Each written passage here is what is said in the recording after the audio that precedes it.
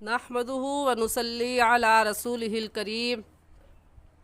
अम्मा बाद फ़ाऊज़ु बिल्लाहि मिनश्शैतानिर रजीम।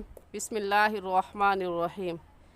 मेरे तमाम देखने वालों को मेरी तरफ़ से अस्सलामु अलैकुम व रहमतुल्लाहि व बरकातुहू। उम्मीद है आप सब खैरियत से होंगे। दुआ है कि अल्लाह जल्ला शानुहु आपकी तरफ बढ़ने वाले हर शर को खैर में बदल दे। आमीन सुम्मा आमीन। आज के सबक में हम सूरत तारिक पढ़ेंगे। आपसे गुजारिश है कि आप इस वीडियो को देखें और इसको सुने, बार बार सुने और इसको सुनकर अपनी तजवीद की गलतियों को दुरुस्त करें और सदक़े जारिया की नीयत से शेयर भी ज़रूर करें, क्योंकि इल्म का सदका करना और शेयर करना ये सदक़े का सबसे अफजल दर्जा है।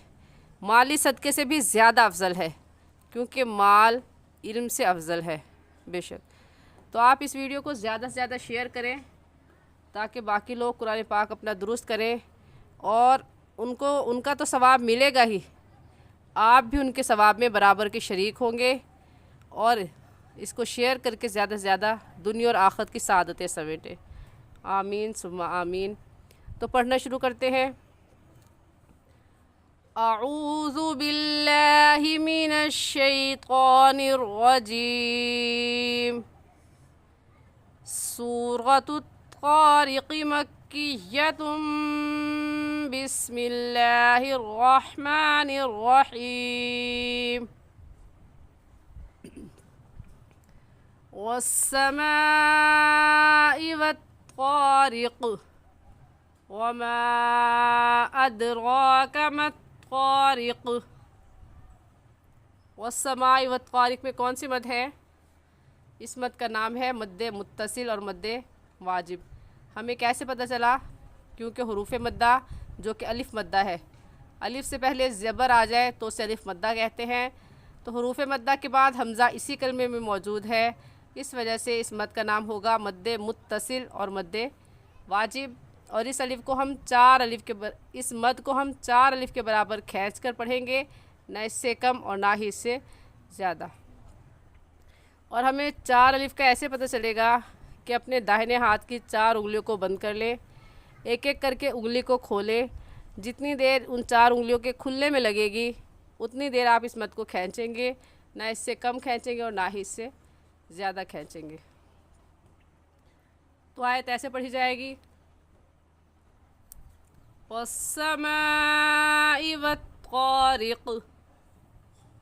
अगली आयत है वमा अदराका। वमा अदराका में कौन सी मद है? इस मद का नाम मद्दे मुनफसिल है। मद्दे मुनफसिल है। हमें कैसे पता चला? क्योंकि हुरूफ़ मद्दा जो कि अलिफ मद्दा है, अलिफ से पहले ज़बर आ जाए तो उसे अलिफ मद्दा कहते हैं। तो हुरूफ़ मद्दा के बाद हमज़ा अगले कलमे में है। वमा एक लफ्ज़ है और अदराका दूसरा लफ्ज़ है। तो हुरूफ़ मद्दा के बाद हमज़ा अगले कलमे में है, इस वजह से इस मद को मद्दे मुनफसिल और मद्दे जायज़ कहेंगे।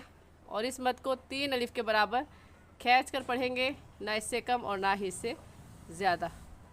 और 3 अलिफ का भी ऐसे ही पता चलेगा कि अपने दाएं हाथ की 3 उंगलियों को बंद कर लें, एक एक करके खोलें। जितनी देर उन 3 उंगलियों के खुलने में लगेगी इतनी देर इसको खींचेंगे, ना इससे कम और ना ही इससे ज़्यादा। तो ऐसे पढ़ा जाएगा लफ्ज़ वमा अदराका। अदराका में दाल हुरूफ़ कलकला में से है। हुरूफ़ कलकला 5 है, क़ाफ़ क़ा बा जीम दाल, और इनका मजमुआ कुतुबु जद्दीन है। तो जब ये हुरूफ़ कलकला साकिन हो तो इन्हें हिला कर पढ़ते हैं और ऐसे पढ़ा जाएगा अदराका मत्तारिक़। रिक़ यानी आवाज़ आएगी, हिलाएंगे क़ाफ़ को। और अगर हुरूफ़ कलकला ना होता, कोई और लफ्ज़ होता, तो हम उसकी आवाज़ अंदर ही ख़त्म कर देते, जैसे हाफिज़, अंदर गई और ख़त्म हो गई।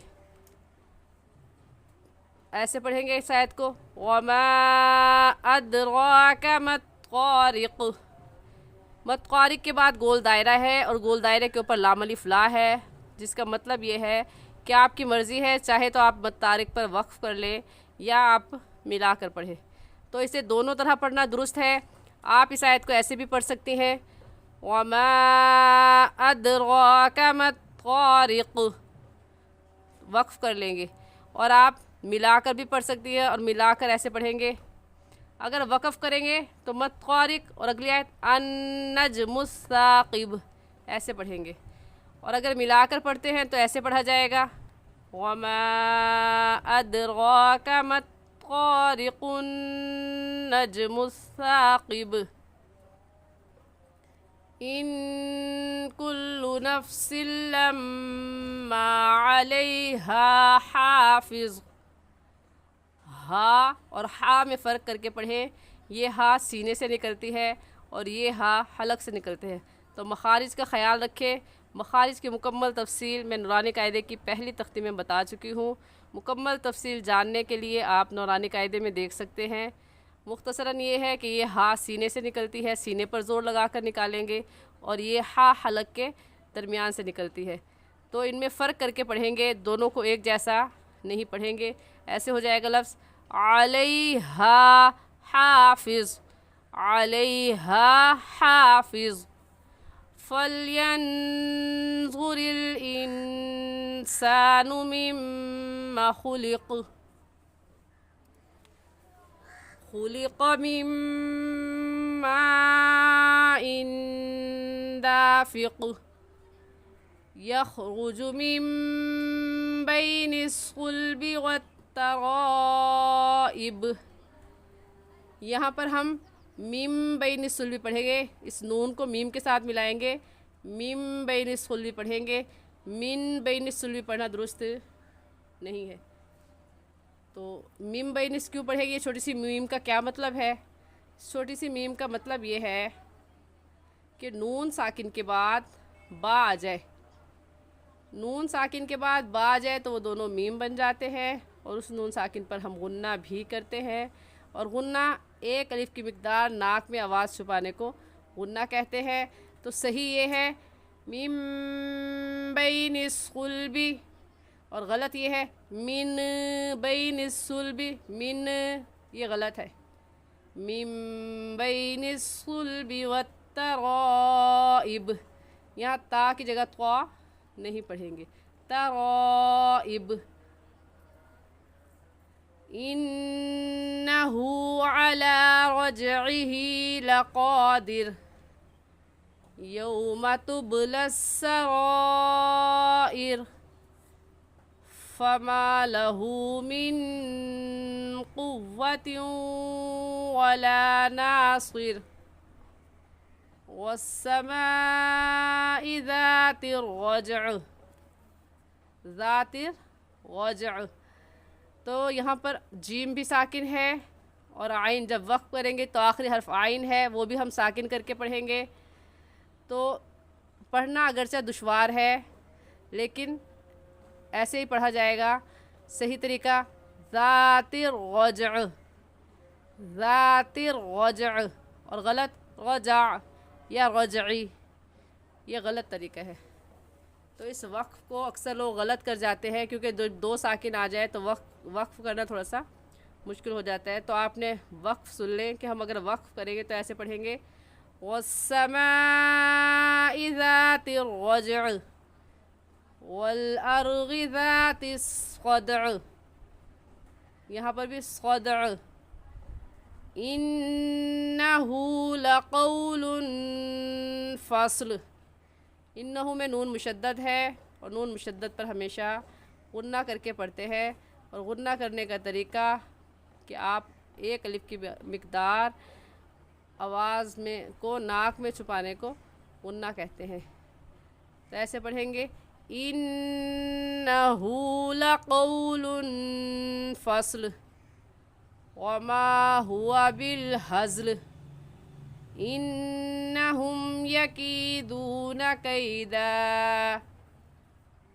व अकीदु कैदा फमहिलिल काफिरीन अमहिलहुम रुवैदा।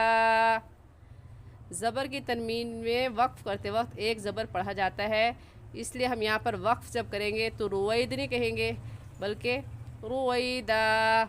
वक़फ़ करने का एक कानून नहीं है, बल्कि बहुत से कायदे हैं। एक कायदा ये है कि आखिरी हर्फ को साकिन कर दें, और दूसरा ये है कि अगर ज़बर की तनवीन आ जाए तो उस पर जब वक्फ़ करेंगे तो एक ज़बर पढ़ा जाएगा और वक्फ़ ऐसे होगा रुवैदा। एक आखिरी बात आपको समझा दूँ कि इन्नहुम यकीदून कैदौ आकीदु कैदा भी पढ़ सकते हैं और वक़फ़ भी कर सकते हैं कैदा। मैं हर छोटी छोटी आयत पर वक्फ़ क्यों करती हूँ? ताकि मखारिज की अदायगी अच्छे से हो सके। तो आप भी ऐसे ही करें। इस पर मर्ज़ी है वक्फ़ कर लें या मिलाकर पढ़ें, तो बेहतर ये है कि आप वक्फ़ कर लें, मिलाकर ना पढ़ें। थोड़ी थोड़ी आयत पढ़ें, छोटी छोटी आयत पढ़ें और मखारिज का ख़याल रखते हुए पढ़ें। फिर जब आपको ये उसूल व कवायद अच्छे से याद हो जाए और आप बहुत अच्छी सी प्रैक्टिस हो जाए, फिर आप बेशक से पूरी पढ़ लें, इन्नहुम से लेकर वाक़ीदु कैदा तक पढ़ लें। लेकिन अभी आपकी इब्तिदा है, मखारिज आप निकालना सीख रही हैं, गुन्ने मत के उसूल व कवायद अभी आप याद कर रही हैं, तो यहाँ पर वक्फ़ करना बेहतर है। वक्फ़ कर लें ताकि मखारिज अच्छे से निकले, गुन्ना पूरा हो जाए, आयत के बड़ा होने की वजह से गुन्ने में कमी ना आ जाए या लफ्ज़ों के मखारिज में कमी ना आ जाए। उम्मीद है आपको मेरी बात अच्छे से समझ आ गई होगी। फिर भी अगर आप कुछ पूछना चाहते हैं तो आप कमेंट में पूछ सकते हैं। आज के लिए इतना ही सबक। सही तजवीज़ सीखने के लिए हमारे साथ जुड़े रहिए और अगर कोई पर्सनल में पढ़ना चाहता है तो नीचे दिए गए व्हाट्सएप नंबर पर वो हमसे रब्ता कर सकता है। अस्सलामु अलैकुम वरहमतुल्लाहि वबरकातुहू।